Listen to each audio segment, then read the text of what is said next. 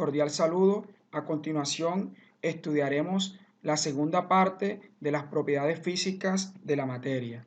Represento al Centro Educativo Disneylandia, ubicado en la ciudad de Riohacha. Yo soy Mr. Martínez, profesor de química del grado sexto. Bien, estudiaremos las propiedades físicas de la materia.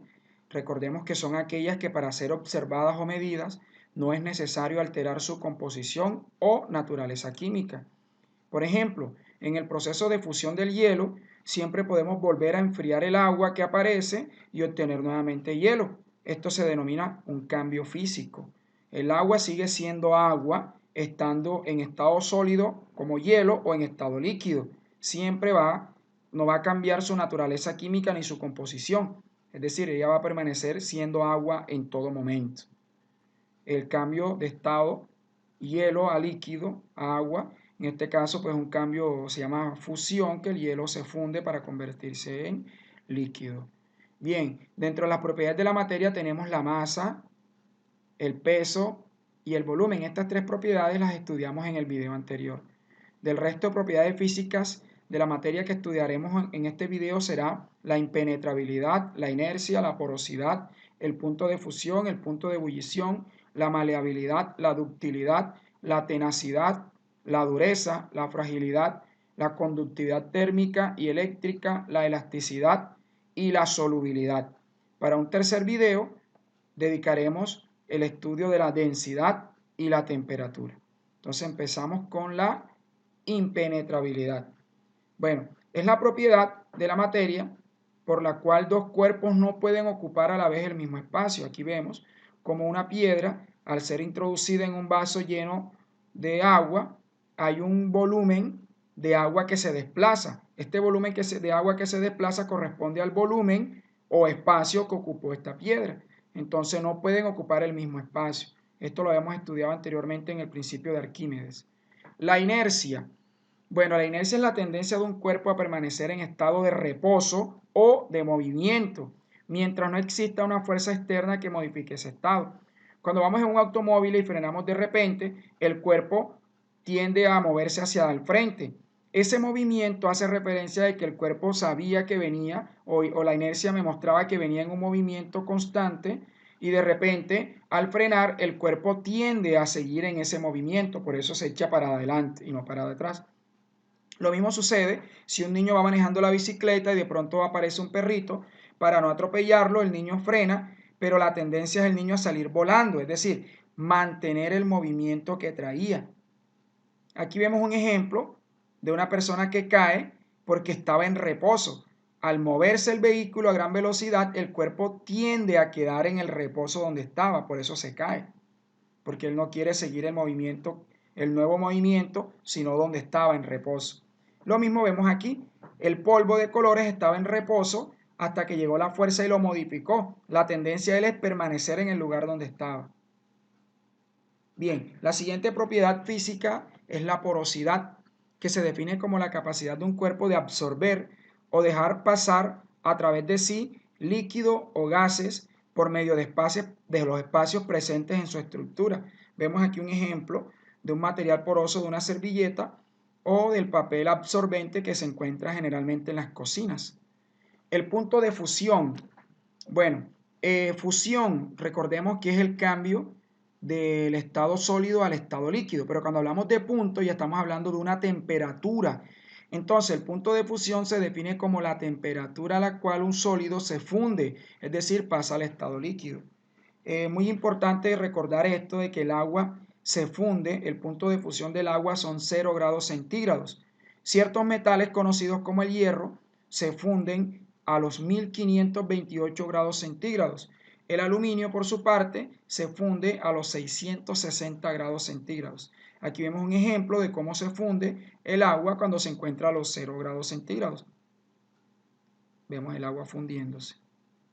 Aquí vemos también cómo se funde el aluminio, se calienta hasta 660 grados y vemos aquí ya se encuentra en estado líquido, fundido. Bueno, el punto de ebullición se define como la temperatura a la cual un líquido se evapora, es decir, que pasa al estado gaseoso. El punto de ebullición depende también de la presión atmosférica. ¿Qué es la presión atmosférica? La presión atmosférica es la presión que ejercen los gases que están encima de nosotros, los gases de la atmósfera, y depende también de la altura sobre el nivel del mar. Aquí en la ciudad de Riohacha estamos sobre el nivel del mar. Quiere decir que sobre el nivel del mar el agua ebulle a 100 grados centígrados, el alcohol etílico a 78,4. En ciudades como Bogotá, que se encuentra a 2.600 metros sobre el nivel del mar, hay una presión atmosférica menor. Entonces, a mayor altura, menor presión atmosférica. Y a menor presión atmosférica, menor es el punto de ebullición. Entonces, aquí vemos una imagen que estamos calentando agua y vemos cómo se desprende el vapor de agua. Hay un cambio de estado de líquido a gaseoso y esto ocurre en el agua exactamente a los 100 grados centígrados. Otra propiedad es la maleabilidad, que dice o se define como la propiedad que poseen algunos metales de dejarse transformar en láminas. Uno de los metales más maleables es el oro. También tenemos el aluminio y el cobre. Aquí vemos un ejemplo de una lámina que es muy común, que es la del papel aluminio, que lo encontramos en las cocinas. Entonces, en síntesis, ¿qué es maleabilidad? La capacidad de dejarse formar láminas. Aquí vemos una lámina de oro. La ductilidad es la propiedad que poseen algunos metales para deformarse sin romperse, permitiendo obtener alambres o hilos de dicho material. Metales como el oro, la plata, el cobre, el aluminio, el zinc. En síntesis, la ductilidad es la capacidad, ojo, de dejarse o de un metal de formar alambres o hilos. Aquí vemos un alambre de cobre y vemos un alambre o vemos alambre de oro. La tenacidad se define como la resistencia que oponen ciertos materiales a romperse o deformarse cuando son golpeados. Ejemplo, el acero es un material de alta tenacidad. Aquí vemos que el acero, un clavo de acero es golpeado por un martillo y posee alta tenacidad, por lo tanto, no se rompe ni se deforma. La dureza se entiende por dureza de un material a la resistencia que opone, ¿cierto? O el material a la deformación por rayado. Aquí vemos un material rayando otro material.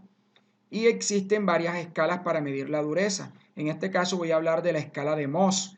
La escala de Mohs es una escala que va de 1 a 10, siendo 10 el más alto, o sea, el material más duro, y siendo 1 el material menos duro. En este caso tenemos el talco. Vemos una serie de materiales como el talco, el yeso, la calcita, la fluorita y así hasta llegar al diamante, que es considerado el material o mineral más duro de la naturaleza.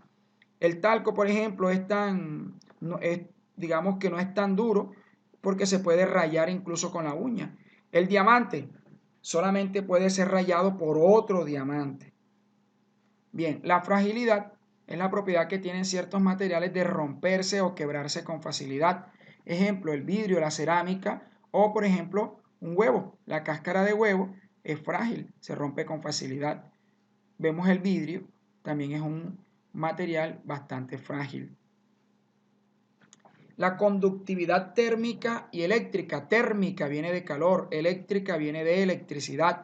Entonces, es la capacidad de un metal para conducir el calor y conducir la electricidad. Entonces, ejemplo, los metales son muy buenos conductores tanto del calor como de la electricidad. La madera no es una muy buena conductora de la electricidad. Vemos aquí ejemplos de los cables de cobre. Generalmente es el elemento químico que se utiliza para formar los cables que lleva la electricidad a nuestros hogares. Vemos también un fenómeno que ocurre de que si yo caliento, por ejemplo, una varilla de hierro en un extremo, después de un tiempo, si toco el otro extremo, me quemo. Esto ocurre porque el calor puede viajar a través de todo el metal. Bien, el siguiente fenómeno que vamos a estudiar, la siguiente propiedad física, es la elasticidad. Se define como la propiedad de un cuerpo que posee un cuerpo sólido para recuperar su forma cuando cesa la fuerza que lo altera. Vemos aquí un material elástico muy común, o vemos una liguilla que cuando le aplicamos una fuerza, este se estira, y cuando quitamos la fuerza que aplicamos, la liguilla tiende a tener la forma que tenía inicialmente, es decir, no se deforma. Bien, la solubilidad es la propiedad que poseen algunas sustancias de disolverse en otras. La sustancia que se disuelve se denomina soluto y aquella en la que se disuelve el soluto se llama solvente.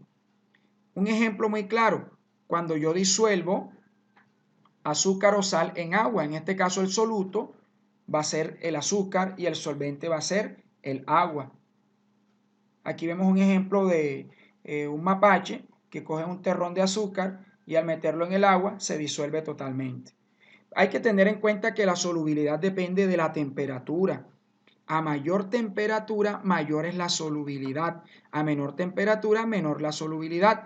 Vemos aquí, si yo disuelvo azúcar o sal en un vaso de agua caliente, se disuelve rapidito. Pero en cambio, si voy a disolverlo en un vaso de agua fría, demora más en disolverse. Es lo que ocurre, por ejemplo, cuando intentamos endulzar un jugo que ya tiene hielo, es decir, que ya está bien frío.